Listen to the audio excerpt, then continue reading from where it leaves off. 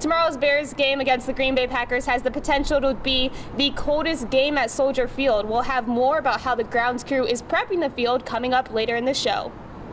I'm outside Wrigley Field, and it is calm before the storm that awaits the highly anticipated Game 3 of the World Series, the first World Series game played at Wrigley Field since 1945. Rajon Rondo had a triple-double on the night, but the real storyline was between former teammates and friends Dwayne Wade and LeBron James. School of Communication professor and Phoenix advisor Ralph Brassett has been known to touch his students' lives, but now his lesson extends far beyond the classroom. Standing on the corner of Pearson and North Michigan Avenue, he holds a sign, but he says his sign does not tell the whole story. I'm here at the United Center, and it looks like LeBron James is a man of his word. When he arrived to the building earlier today, he was decked out in all Cubs attire. With 3 games left of the season and a contract extension on the line, Alshon Jeffrey is trying to prove his case as to why the Bears should re-sign him at the end of this season. After trailing in the third, the Lions with the ball, Crevon LeBlanc picks off Matthew Stafford and marches into the end zone. First pick six from a Bears defender in nearly 2 years. Chicago with the lead, 17-13.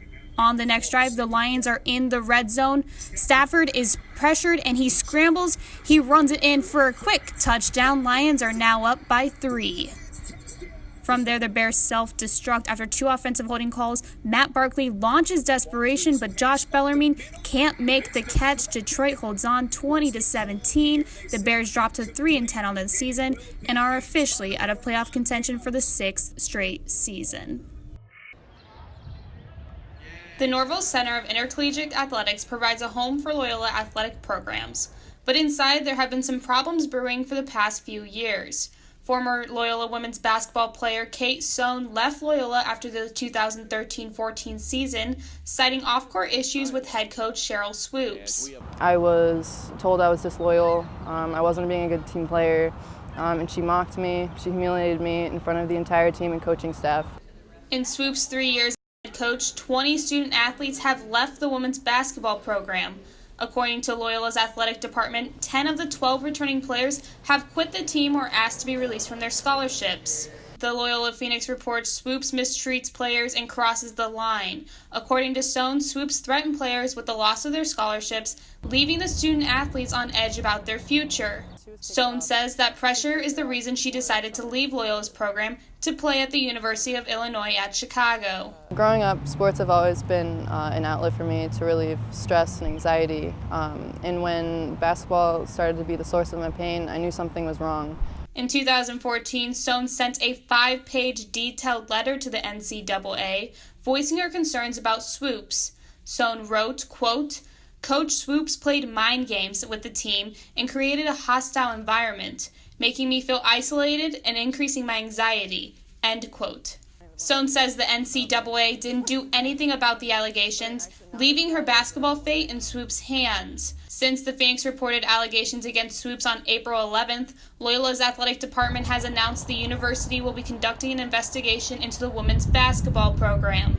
Some Loyola students say they were alarmed by the amount of players that are leaving, but they think Loyola is taking the right steps in this situation. I think an investigation is the right way to go in any situation like this. I'm not sure the timeline of the players' complaints, but I feel like, it had to start from somewhere, and I just wonder what took them so long in the first place.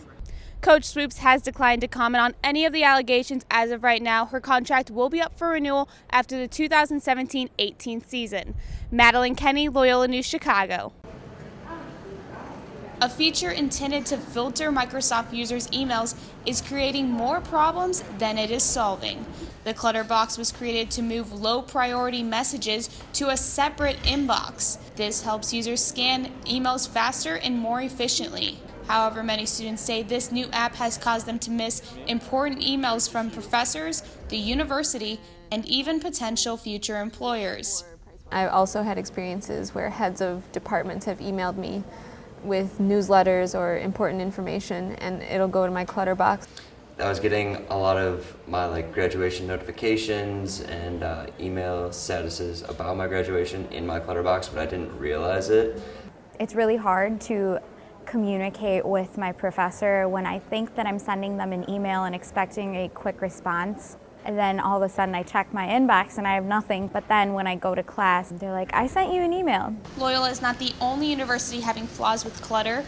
According to student newspapers, Creighton University, Michigan State University, and the University of Iowa are all experiencing the same glitch. ITS student worker Spencer Christensen says the IT department has been made aware of these issues. I do know that. I think they're aware of it at the very least, and they're trying to remedy it. On April 29th, the IT department sent a university-wide email regarding issues with the Clutterbox feature. The IT department says it has added a system rule to ensure Loyola emails will bypass the Clutterbox and be directly sent to the email inbox. While ITS is not deactivating the Clutterbox feature, students can manually do it themselves. By logging onto your LUC email account, you go to Settings. From there, you go down to Mail, and then on the left-hand side, Clutter. And then you deselect Separate items identified as clutter. For additional help, you can email ITS directly at helpdesk@luc.edu. Madeline Kenney, Loyola News Chicago.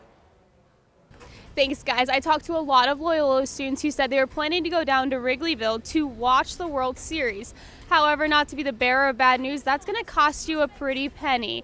Tickets as of this morning were going for $1,700. Crime rates continue to rise near Loyola's Lakeshore campus and Rogers Park. According to campus safety email, 2 crimes, 1 battery and 1 strong-armed robbery, happened near campus. A preseason MVC coaches poll pegged the Ramblers to be the second-best team in the Valley. Mayor Rahm Emanuel is celebrating sweet victory. The Chicago City Council has approved his whopping $588 million tax hike. You know, I really am interested to see how the women's basketball team does this season, especially since none of these recruits are her own. They have a new look for sure. It'll be interesting to watch. The Bulls will play 3 games in 4 nights and will travel to Milwaukee tonight to take on the Bucks tomorrow at 7:30. I'm Madeline Kenney, ABC 7 Eyewitness News. Jeffrey is expected to play this Sunday against the Packers. He'll be on the receiving end of backup quarterback Matt Barkley. Reporting at Hallis Hall, I'm Madeline Kenney, ABC 7 Eyewitness News.